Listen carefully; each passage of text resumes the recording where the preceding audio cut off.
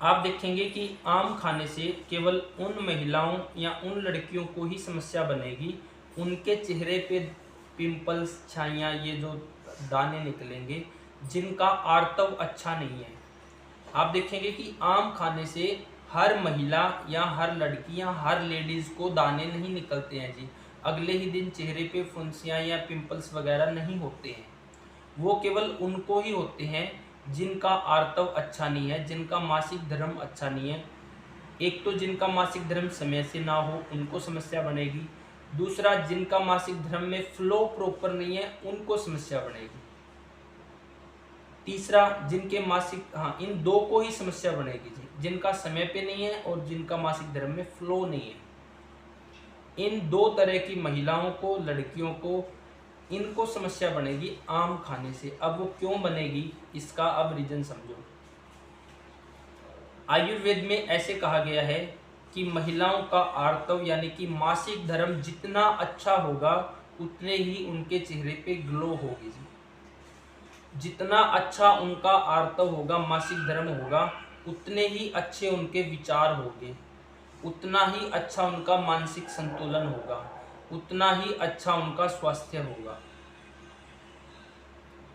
अब अगर इसमें गड़बड़ है तो उनका ना स्वास्थ्य अच्छा होगा, ना विचार अच्छे होंगे, ना उनका ग्लो अच्छा होगा। जो मासिक धर्म होता है उसमें क्या प्रोसेस है कि 28 दिनों तक जो रक्त है वो गर्भाशय में रुकता है और फिर वो मासिक धर्म के दिनों में बाहर निकलता है। इससे गर्भाशय की शुद्धि होती है। तो आयुर्वेद में क्या बोला गया कि जितना अच्छा आर्तव उतना अच्छा महिलाओं का स्वास्थ्य है। अब जिस महिला का आर्तव अच्छा नहीं है, मतलब फ्लो अच्छा नहीं है या समय पे नहीं आ रहा है, तो इसका मतलब क्या है कि वहाँ पे जो शुद्धि होनी चाहिए थी वो ना हो पाकर कहीं ना कहीं जो ब्लड है, आर्तव है, वो अंदर रुक रहा है जी। जब वो अंदर रुक रहा है तो ही वो पीसीओडी पैदा करता है जी, तो ही वो अंदर गांठें पैदा करता है, तो ही फाइब्रॉइड और रसोली जैसी समस्याएं होती है। अब वो रुक क्यों रहा है, उसके अलग कारण है। उसके कारण है कि एक तो उस महिला को रुकेगा जिसके शरीर में वात अनुलोमित नहीं है, वायु अनुलोम नहीं है, जिसको लगातार गैस बनता है, अफारा बनता है, खान पान ठीक नहीं है, अच्छा नहीं है। तो जिसको अनुलोमन अच्छा नहीं है, वायु अनुलोमित नहीं है, वायु अनुलोमित नहीं है, तो वो क्या करती है, वो कब्ज पैदा करती है, तो वो महिलाओं में आर्तव को भी रोकेगी।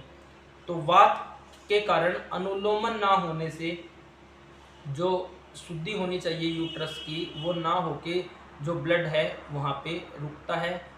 अब वो निकलना चाहिए क्योंकि वो अब निकलने का टाइम आ चुका है, अब नया वहाँ पे निर्माण होगा, इसलिए निकलना चाहिए। तो पुराना जब वहाँ रुका रहता है तो फिर वो वही पीसीओडी जैसी समस्याएं पैदा करता है, वही गांठें पैदा करता है।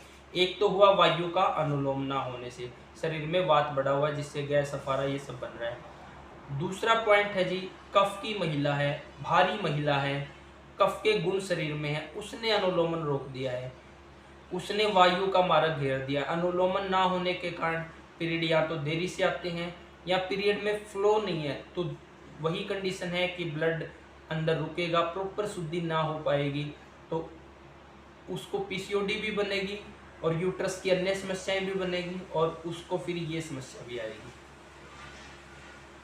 तो ये समस्या दो ही तरह की महिलाओं में या लड़कियों में आएगी, एक जिनका मासिक धर्म के दिनों में फ्लो अच्छा नहीं है और दूसरा जिनके पीरियड टाइम से नहीं आ रहे, उनको ये समस्या आएगी। हर महिला को ये समस्या नहीं आती है। सीमा जी, जो आपका सवाल है, कल एक ऐसा ही पेशेंट था, एक लड़की थी जो चंडीगढ़ पुलिस में है, तो उनको क्या संप्राप्ति थी जी? उनको संप्राप्ति यही है कि पीसीओडी है। पीसीओडी क्यों है? क्योंकि उनकी पीसीआर में ड्यूटी थी तो मूत्र के वेग को रोका गया, तो वहाँ पे उनको किडनी में पथरी भी है और वहाँ पीसीओडी भी है। तो उनकी जब हिस्ट्री देखी गई तो उनको फ्लो केवल 1.5 दिन रहता है जी। अब जब अनुलोमन ही नहीं है तो वहाँ पे बनेगी वो। इसको जब हम गुलम अध्याय में पढ़ेंगे जी तो वहाँ पे बहुत सुंदर लिखा है इसके बारे में कि किस तरह से मासिक धर्म है जो वो 28 दिन वहाँ पे ब्लड रुकता है, फिर निकलता है, फिर नए का निर्माण होगा। जब नए का निर्माण होता है वही गर्भ ठहरने का समय भी होता है।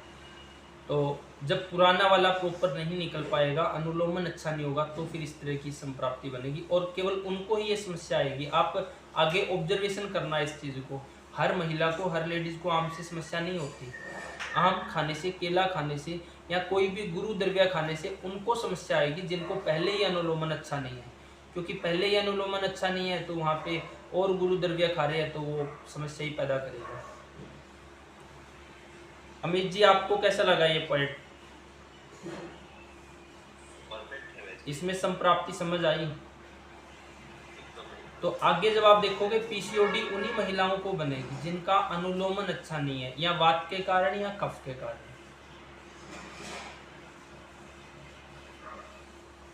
और मासिक धर्म भी उनको ही नहीं आएगा और फ्लो भी उनका अच्छा नहीं होगा। तो मासिक धर्म समय पे ना आना, फ्लो अच्छा ना होना, ये बहुत बड़ी समस्याएं पैदा करने वाला है, क्योंकि जितना अच्छा आर्तव होगा उतना ही अच्छा महिला का स्वास्थ्य है, उसका चेहरा, उसके विचार, उसका जीवन उतना ही खुशहाल होगा जी।